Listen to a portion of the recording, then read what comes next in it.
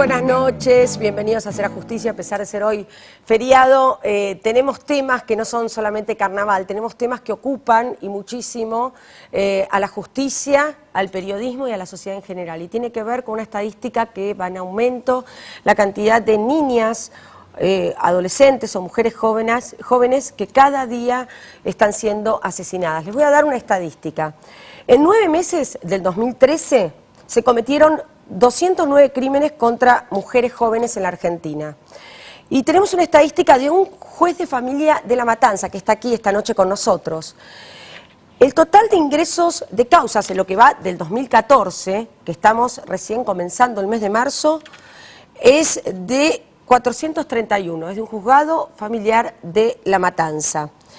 Y el ingreso de estas 431 causas por denuncia de violencia familiar es de 126, o sea, de estas 431 causas que ingresaron a este juzgado de familia, 126 son por violencia familiar.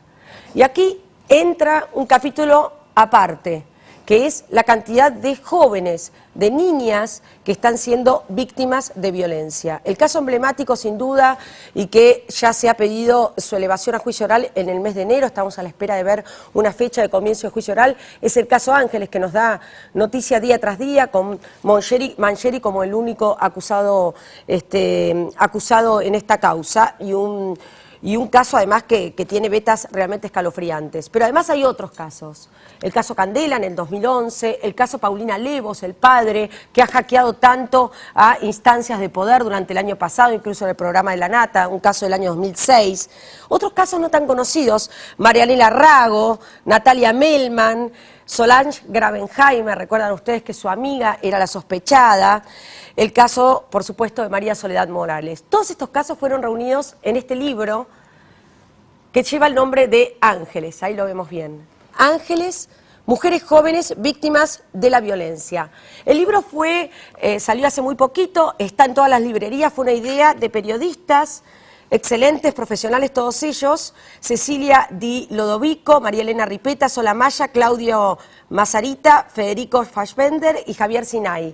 Hemos invitado a 2 de ellos por una cuestión de lugar, pero a todos les agradecemos muchísimo haber tenido acceso al libro y vamos a hablar de estos casos, del por qué escribir un libro acerca de estos casos, y también vamos a hablar con el juez de La Matanza para tener una lectura de un juez de familia que día a día tiene que tener que lidiar con cuestiones de violencia familiar. Enseguida después de la pausa.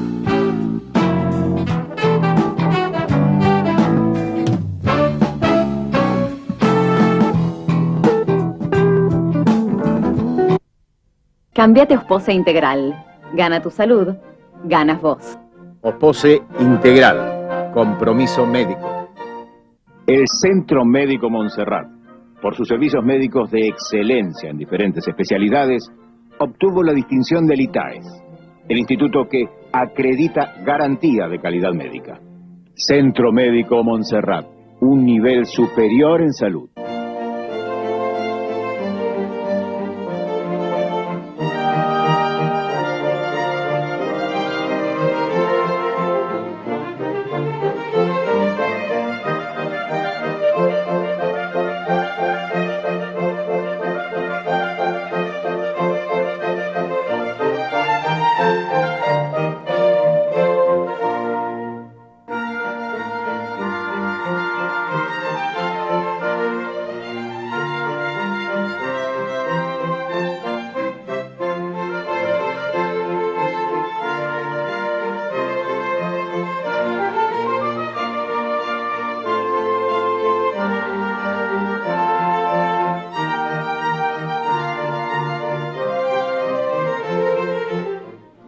Desde hace 10 años en APOC tomamos la decisión de impulsar y apoyar el arte con fuerte contenido social, en el entendido que nos hace mejores personas, más solidarias y más sensibles.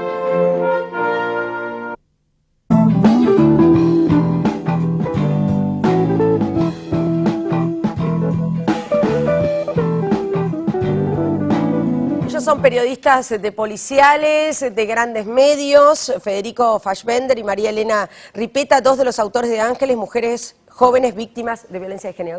Gracias a ambos por haber venido. Bueno, cuéntenme, primero que nada quería saber la idea, ¿por qué? ¿Por qué se les ocurre escribir sobre estos casos y reunirse entre varios colegas para poder volcar todo esto en un libro? Bueno, lamentablemente el ejemplo es de poquitos casos, ¿no? Porque lamentablemente, como bien vos decías, son miles, exacto. Y estos, dentro de todos, son los que llegaron a los medios. La idea del libro, bueno, es ponerlos en testimonio y que todos pensemos como sociedad qué es lo que está pasando. En algunos casos son casos de violencia familiar y por qué se está generando esta grave situación, y en otros casos tiene que ver con violencia social. Exacto. ¿Qué es lo que nos está pasando como sociedad, que están pasando esto con mujeres muy jóvenes, incluso niñas, como es el caso de Candela? Claro, como el caso de Candela, el caso de Ángeles, 16 años. Creo que si estos crímenes ocurren es porque hay una cultura que lo permite, hay factores muy disímiles en lo que es toda esta lista de casos. Vos ves cómo muere Natalia Melman, por ejemplo. Los condenados del crimen son 3 policías. Gustavo Melman, el padre de Natalia, siempre la teoría de que su hija fue raptada para un divertimento. Natalia muere violada de forma muy cruel. Y lo que une estos casos es básicamente el desprecio enorme hacia la vida humana que se demuestran. Por ejemplo, Marianela Rago fue degollada en ambos extremos del cuello, un crimen brutal. Pero hay una cultura que permite que estas mujeres sigan siendo masacradas. La mayoría de casos, sí, de alguna forma fueron bisagra en algunas cuestiones. Por ejemplo, Candela, en poner sobre el tapete el descontrol que hay en relación a la búsqueda de las personas. Exacto. Que no hay ninguna organización que unifique la búsqueda. Lucila Giaconis, bueno, que es el que me tocó escribir a mí, sí, fue bisagra para discutir el registro de violadores, bueno, que finalmente hoy es ley, sí, más allá de las polémicas, claro, que haya generado. Bueno, Ángeles, sin duda, ha sido una bisagra en la sociedad, donde parecía casi, como claro, decías el otro día en la presentación, como un partido de fútbol entre quienes creían en Mancheri y quienes no. Y también para ver cómo se manejan los abogados, ¿no? Hasta dónde, cuál es el límite, hasta dónde defender, hasta dónde no, hasta dónde manipular a los medios también. Que ese fue el gran debate que se puso en el tapete. El otro día Miguel Ángel Pierri dijo en una nota al diario Perfil que tenía bajo 7 llaves la confesión de Mancheri, que fue algo muy sorprendente de escuchar, pero lo que se puso en el tapete con respecto a la defensa era que el debate más viejo en derecho, si un abogado penalista puede defender a un culpable, cuando en realidad el espíritu es básicamente obtener para su defendido la mejor defensa posible. Se convirtió en una cuestión muy visceral, totalmente una toma de partido. Yo recuerdo el cartel fuera del juzgado de Ríos que decía Pierri, no embarres la cancha. Y había respuestas también muy viscerales de parte de la gente. Había como una interiorización del caso que pocas veces vi. Absolutamente. El caso Ángeles de pronto despertó lo que otros casos tal vez no tanto, pero si uno se metiera, pasaría exactamente lo mismo, que es que muchos se sintieron de alguna manera identificados con la muchos empezaron como a opinar, ¿no? El padrastro empezó a caer mal porque no daba bien en los medios, la madre empezó a caer mal porque no lloró cuando supuestamente debía llorar. Es lo contrario, el padre daba espectacularmente bien en los medios. Muchos noticieros hicieron más de 2 dígitos cuando Opatowski era el protagonista. Pero hay mucha gente que se resiste a pensar que Opatowski es inocente. Sí, claro. El hombre no tiene nada que ver. No tiene nada que ver. Es más cuando... Y si que sigue insistiendo con que Mancheri, está bien, hasta hoy es inocente, nadie va a decir que no, pero con esto de que se instaló que la prueba de ADN había sido plantada, y cuando esto fue negado sistematamente por todas las instancias. Entonces, y este hombre va a llegar a juicio, habrá que ver si es culpable. Femicidio, se compró un abuso, un intento de abuso. Bueno, en el libro ustedes cuentan bastante de Ángeles que no sabemos, cuestiones que desconocíamos. Es que Ángeles era... Quizás actualizó un poquito la forma de ver a un adolescente en la ciudad de Buenos Aires. Ángeles era muy fanática de la cultura anime, de la cultura japonesa. Era una estrella en ese circuito. Era muy elogiada por sus pares, los que las convencieron. Bueno, su hermano mayor la llevó, ¿no? Juan Cruz fue el que la llevó, el hermano... A ella y el más joven, Axel, también también participaba y era como una especie de estrella en ese circuito. Pude hablar con amigos y con chicos que la frecuentaron y decían que era como muy admirada también sus gustos musicales. Tomaba clases de canto, quería cantar, quería ser veterinaria. Pero por eso, por lo que ustedes cuentan, era como todo muy inocente. Todo muy inocente. Porque, digamos, el caso Candela, bueno, cada uno de estos casos tienen sus particularidades, pero el caso Candela hay más como una cuestión familiar más intrincada.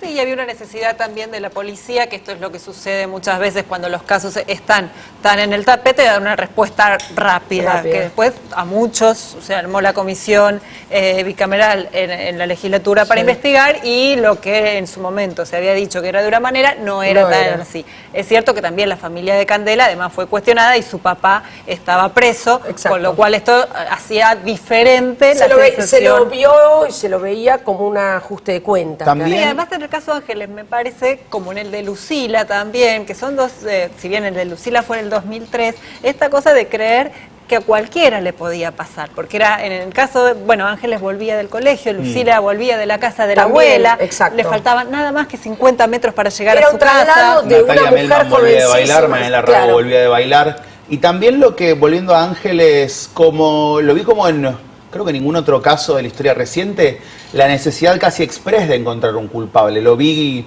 muy rápidamente a Sergio Berni llegar a la escena, llegar a la situación, de ofrecer el apoyo del gobierno nacional, que para lo que era una desaparición seguida de muerte era un aporte bastante llamativo. Después vemos al gobierno implicado involucrado en varias instancias, pero de nuevo... Que también pasó en el caso Candela. También pasó en el caso Candela, tal cual. Claro. Pero de nuevo se configuró una necesidad rapidísima de encontrar un culpable. Por ejemplo, el ADN del encontrado de Manchel, de Ángeles, estuvo en días. Hay ADNs que tardan semanas o meses en dar un resultado. Hay cadenas de prueba que directamente se pierden en el tiempo. Mi pregunta es, ¿esto es por la presión mediática o porque hay conciencia por parte del Estado, de los funcionarios del Estado, de que se tiene que actuar, no digo preventivamente porque acá no se previno nada, pero por lo menos se tiene que actuar para conseguir justicia en estos casos para que no se vuelvan a repetir? Estos dos ejemplos puntuales me parece que tuvo que ver mucho con la presión mediática. En el caso de Candela estaban muy cerca las elecciones,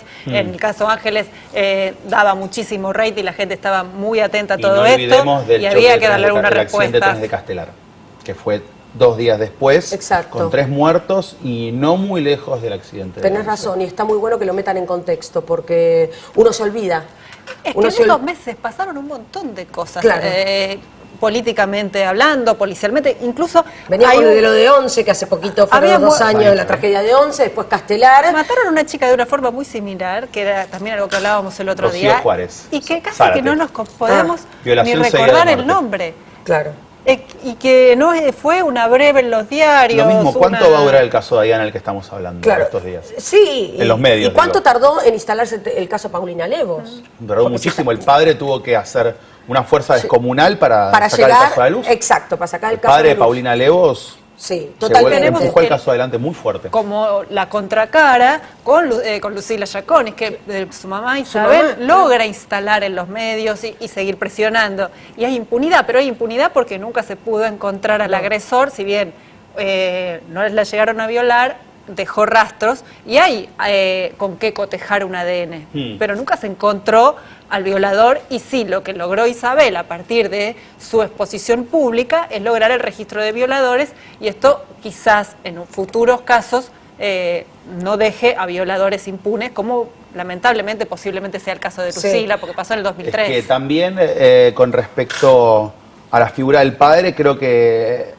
el caso de Ada Morales fue muy paradigmático, pero creo que hay una bisagra muy fuerte, que algo que me marcó mucho de chico. Yo vi el caso Melman ocurrió cuando yo estaba recién entrando a estudiar periodismo. Claro. Es la figura de Gustavo Melman. Gustavo Melman, el padre de Natalia, él hasta custodia él mismo la cadena de custodia biológica. Sí, tenemos, o sea, acá, y él siempre hay madres que están reclamando, pero los padres de Paulina Levos y de Natalia Melman fueron los padres.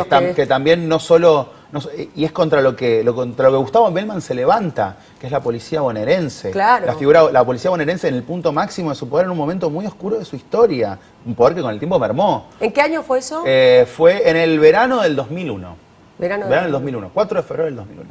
Bueno, son casos que algunos llevan más de una década y otros que pasaron ayer nomás, porque el caso Ángeles... Algunos que no tienen condena todavía. No, la gran mayoría, 6 casos de 8 en la lista tienen condena. ¿Cuáles son los que no tienen condena? Ángeles Rawson, estamos esperando el juicio. Ángeles, Candela...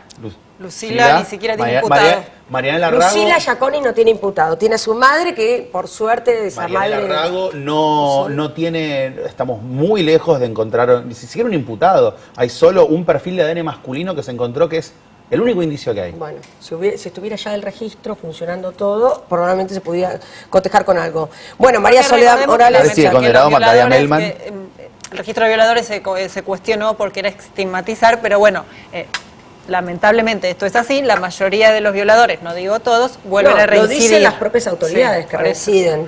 Absolutamente. El caso de Natalia Melman. El caso de Natalia Melman tiene condena. Bien. Paulina Levos no y Solange. Solange Gravenheimer no tiene condena. Y Solange era que Lucila Friends, que Lucila Friends, su amiga.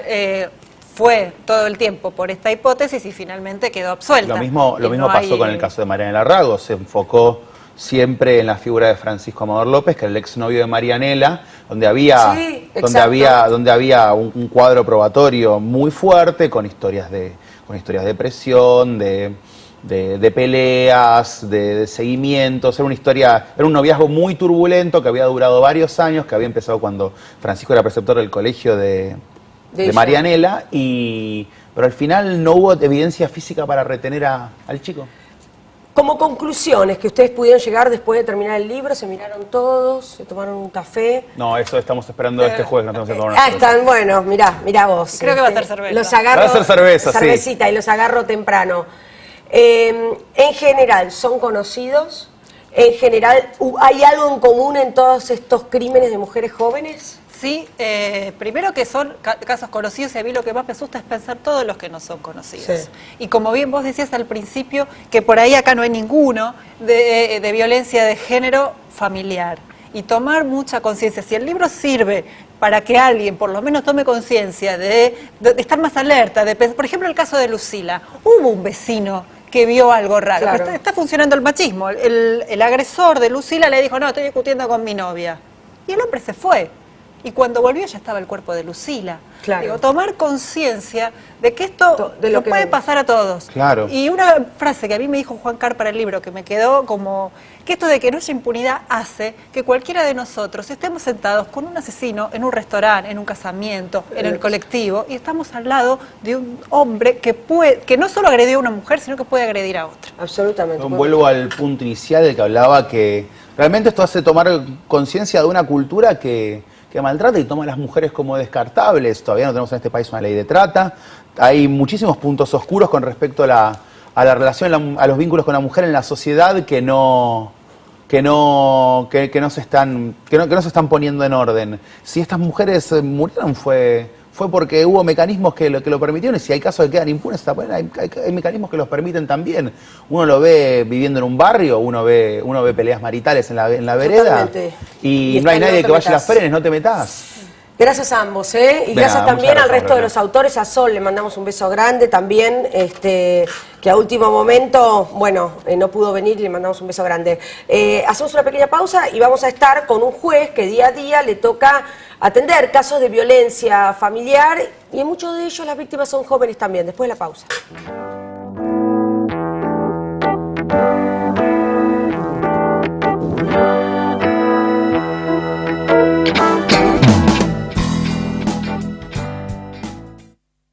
www.serajusticia.net. Todos los programas emitidos por Metro y la información permanente de las principales noticias del escenario jurídico. Con presencia activa en Twitter y Facebook, www.serajusticia.net es la actualización más completa del acontecer judicial del país.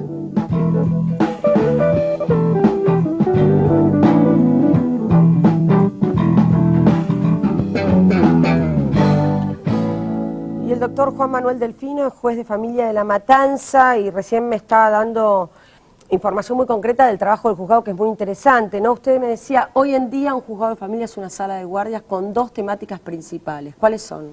Esas dos temáticas muy principalísimas son la violencia en todo sentido y la salud mental, que en algunos momentos también se cruzan estos temas, ¿no es cierto? ¿En qué sentido, doctor? Y que bueno, tenemos, a pesar de que existen nuevos paradigmas en la salud mental, es decir, la no internación, hay gente, hay familias que han internado a su familiar hace muchos años y bueno, y quedan así, hospitalizados, y con el cual se pierde contacto, muchas veces esa persona se va del instituto frenocomial, claro. Le es facilitada su salida porque evidentemente no hay un instituto cerrado. Y no tiene una familia que lo... Y no tiene una familia continente, lo cual es... ¿Son menores? No, en realidad son todos, los internados son mayores de 18 años, y bueno, el tema es que nosotros tenemos una ardua tarea con las visitas, con la supervisión, con el anoticiamiento de si es visitado por sus familiares, y bueno, trabajamos intensamente en ese tema para lograr que mantengan su vínculo familiar, claro, que creemos es fundamental, y para que estas personas, en algunas experiencias, como sucede en Colonia Cabret, puedan estar en instituciones intermedias, alquilando una propiedad, si son pensionados, para luego, supervisado por gente de la institución, sí, no comunal, para luego hacer una vida normal. Doctor, en lo que va del año, usted tuvo que atender 431 causas. 431 expedientes, de los cuales 126 son de violencia familiar. 126. No le voy a pedir el detalle de cada uno porque obviamente usted no lo va a tener, pero en términos generales, ¿qué características se repiten de estos 126 casos? Y de los que vino tratando el año pasado, el anteaño, y en los 28 años de justicia que usted lleva. Sin duda que tengo que citar la ley de violencia familiar en la provincia fue una gran avanzada. Sí. Porque en el antiguo sistema, cuando los problemas de familia los llevaba un juzgado civil y comercial, en realidad la violencia en sí, como medida cautelar, estaba contemplada solamente cuando había unión matrimonial.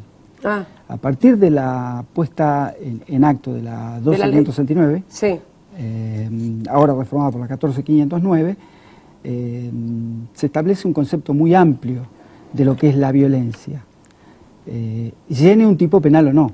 ¿Me puede definir lo que es la violencia para quienes nos están viendo? ¿Qué es la violencia? La violencia se puede definir como toda acción u omisión que produzca un sufrimiento en una persona, ya sea física, en su libertad, ya sea una violencia moral, violencia económica, violencia psicológica, sexual, ¿no? Sí. Y por supuesto violencia psicológica, ¿no es cierto? Hablando un poco, conectándonos con lo que en el tema anterior con los periodistas que hablaron, yo diría que la violencia sexual en una sociedad violenta que estamos viviendo se manifiesta en un montón de casos. Yo traía a la memoria el caso de María Soledad Morales. Sí, los chicos hablan también de este caso, ¿eh? Claro. Está en el libro también. Que me pareció muy importante que lo que se desprende de ese caso es la actitud que toma el periodismo, por supuesto, me acuerdo de las notas de Tenenbaum, en su momento, página 12, y luego Clarín, decía la actitud que toma la sociedad de la movilización. Claro. Que yo hasta las marchas de silencio. Las marchas de silencio. Y el periodismo, bueno, y obvio no puedo dejar de nombrar también la labor tan activa que tuvo Fanny Mandelbaum trabajando en Telefe en ese momento, ¿no? Sin duda. Ahora, ¿la mayoría de las víctimas de violencia familiar son mujeres? La gran mayoría sí. Yo, más o menos podríamos decir de que existe un 85% de violencia hacia la mujer y existen también casos de violencia hacia el hombre, sin duda alguna. Sí. Y en los casos de menores de edad, ¿el porcentaje es alto? ¿Y cuántos son más nenas que varones o no? El porcentaje es alto y yo lo puedo evaluar en tanto y en cuanto que sufren una violencia indirecta. Claro. Aunque muchas veces los menores, ¿cómo decirte?, sufren también, luego de una separación. Tengo un caso que todavía está en trámite, en el cual en un régimen de visitas, una menor es abusada por su padre, ¿no es cierto? Esa menor hoy, no, a pesar de todos los tratamientos, no quiere volver a ver a su padre, pero el abuso estuvo validado por instituciones que intervinieron, ¿no es cierto? Y por prácticas de la menor, de 3 años, 4 años, que dan sexualidad exacerbada. Y conocimiento de cuestiones sexuales que no deberían a su edad. Ahora, la menor fue abusada por el padre, la menor no lo quiere ver. ¿Es obligación de la justicia y del Estado revincularla? ¿Se puede revincular una relación así donde hay un abusador y una abusada, más allá de que sean padre o hija? Es muy difícil, y como la Convención de los Derechos del Niño establece y del joven establece que debe ser escuchado y tenido en cuenta lo que diga, a pesar de los intentos que se han realizado. ¿Pero vale la pena los intentos? ¿Usted como juez intentó revincularlos? Es que hay planteado acciones para que... El padre quiere vincularse. Visita, exactamente. Y el padre admite que fue el abusador porque en general se niega, claro. Ese es el tema, ¿no? Lo que pasa es que, trayendo a colación casos periodísticos y del ambiente artístico, uno lee lo de Woody Allen, ¿no es cierto? Sí. Y uno dice, ¿cuántas veces, primero, un número negro de no denuncia, ¿no es cierto? Y otros casos que lamentablemente no llegan a una sentencia condenatoria. Claro. Tenemos un montón de casos. Si bien lo que señalábamos de Soledad Morales tuvo 2 condenados, si no se investigó, entiendo, aunque el tribunal lo dijo, todo el encubrimiento. Absolutamente. Y Entonces, que tenía que ver con toda una trama política que... Una trama quedó. política importante, una trama policial también, Sí. y bueno, creo que la investigación podría llegar hasta un ex presidente. ¿no? Exacto, y hasta el caso, bueno, Paulina Levos también, ¿no? Estaría tocando a gente del poder y eso habría entorpecido toda la investigación. Exactamente. Ahora, en los casos, digamos, de mujeres víctimas de violencia familiar, usted, bueno, en su juzgado de violencia familiar, ¿usted ve que de pronto son más que los que le puede pasar, que los que puede pasar en la sociedad con la violencia en general, como recién planteaban mis colegas? Que de pronto 2 chicas, como en el caso de Ángeles, como en el caso de Lucila Giaconis, las agarra un hombre pseudo conocido o desconocido como Lucila y las viola, o se repiten más intrafamiliarmente. Yo creo que el caso de abuso sexual tenemos que poner la atención en el abuso intrafamiliar, fundamentalmente, en el círculo conocido de los menores. ¿En qué porcentaje se da? Y en un gran porcentaje el abuso sexual de mujeres y de niños ocurre dentro de la familia. No sabría decirte el porcentaje, pero es muy alto. Sí, y en general hay un adulto que puede llegar a tener conocimiento de esto y tampoco colabora con el menor para que lo pueda denunciar, porque para un menor denunciarlo es como, no sabe ni siquiera si está bien o si está mal de pronto. Lo que pasa es que el menor establece alianza como con el agresor y se siente culpable si esa familia se desgrana. Claro. Fundamentalmente. Lo hacen culpable. Es decir, fíjate que en el caso de la hija de Mia Farrow, a los 28 años puede decir lo que ella sintió a los 7 años. Totalmente. Doctor, muchas gracias. Doctor Juan Manuel Delfino, juez de familia de La Matanza, uno de los distritos más pobres, además, de la provincia de Buenos Aires. Gracias, Su palabra, su experiencia es muy importante para seguir nosotros también trabajando y para poder comunicar mejor estos casos y que tengan cada vez más visibilidad. Y comenzamos por esto, el libro de mis colegas, que me da mucho orgullo presentar, sobre todo porque es poner en nuevamente la opinión pública casos recientes y no tan recientes y que merecen ser recordados porque todavía no han tenido justicia. Más información será justicia.net. Los espero el próximo martes aquí a las 10. Chao.